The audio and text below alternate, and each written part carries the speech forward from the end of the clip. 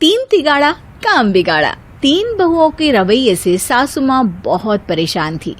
दरअसल बात ये थी कि तीनों बहुओं में किसी बात को लेकर अनबन हो गई थी। तब से ही तीनों एक दूसरे से मुंह फुलाए रहती थी। ना कोई सीधे मुंह किसी से बात करती, ना किसी का कहना मानती। पड़ोसी भी इस बात को जानते थे और जाने कैसे कैसे बातें भी करते।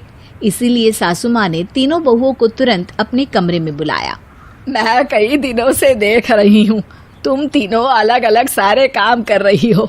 ये सब नहीं चलेगा, तीनों को मिलकर ही काम करना पड़ेगा। सास की बात सुनकर एकदम से बड़ी बहू बोल उठती है। नहीं मम्मी जी, मैं इन दोनों के साथ कुछ नहीं कर सकती। मैं इस घर की बड़ी बहू हूँ, फिर भी ये मेरा कहना बिल्कुल भी नहीं मानती। अरे जेठानी जी, जानबूझकर मुझे डबल काम करवाती है आप, और छोटी मुझसे टेढ़े मुंह ही बात करती है। इन दोनों के बीच हमेशा सैंडविच बन जाती है मेरी, और मैं हमेशा आलू की तरह बीच में मसली जाती हूँ। मम्मी जी, इन दोनों को लगता है कि मैं छोटी हूँ तो इनके पैरों तले दब जाऊंगी, लेकिन नहीं, मेरा भी उतना ही अधिकार है जितना इन दोनों का है। बड़ी आई दोनों मेरी चुगली करने के लिए, मुझे क्या कम समझ रखा है।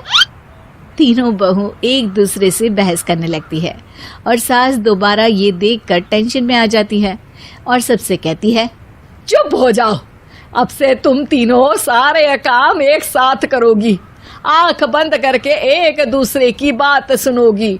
तुम तीनों इस बात को गांठ बांध लो, वरना अगली छुट्टियों में तुम्हारा अपना मायके जाना कैंसिल। सास की बातें सुनकर डर के मारे तीनों हामी भर देती हैं। जी मम्मी जी, मैं समझ गई। हाँ मम्मी जी, जैसा आप कहें, आप जो कहेंगी मैं वही करूंगी।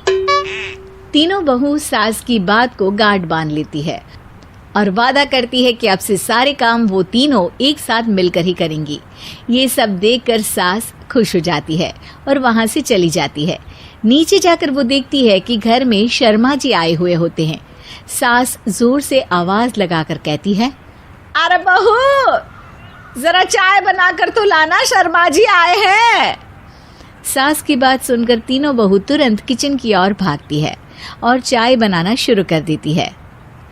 मुझे तो एकदम मसाले वाली कड़क चाय पसंद है, तो हम शर्मा जी के लिए मसाले वाली चाय ही बनाएंगे।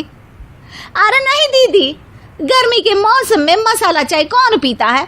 मैं तो शर्मा जी के लिए इलायची वाली चाय ही बनाऊंगी।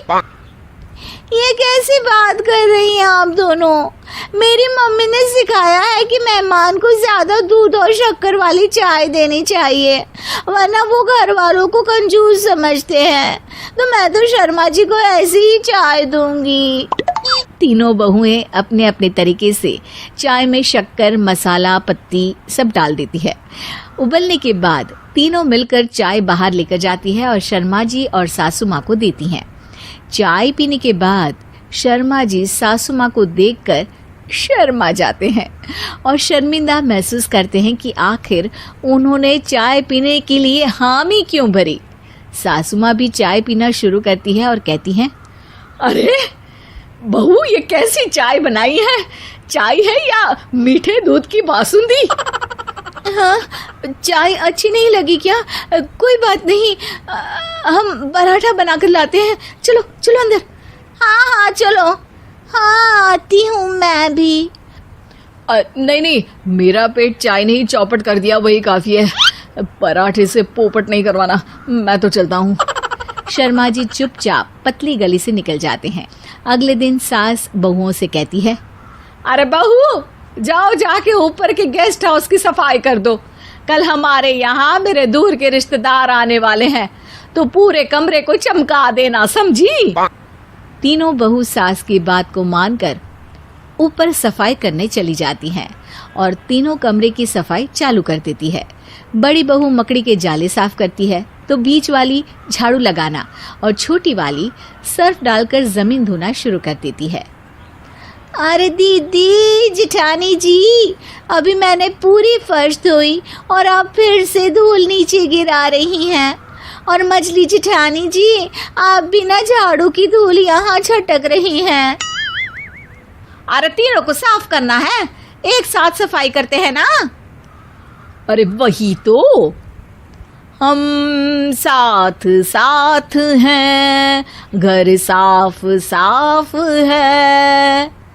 तीनों बहू ऐसे ही काम में उलझ जाती है और 2 घंटे तक एक ही कमरे की सफाई करती रहती है। बहुत देर से अपनी बहुओं को ना देखने के कारण सास ऊपर कमरे में उन्हें देखने जाती है, लेकिन कमरे में घुसती ही वो गीली फर्श पर फिसलने के कारण नीचे गिर जाती है। ओरी मोरी मैया, हड्डी मरोड़ के रख दी।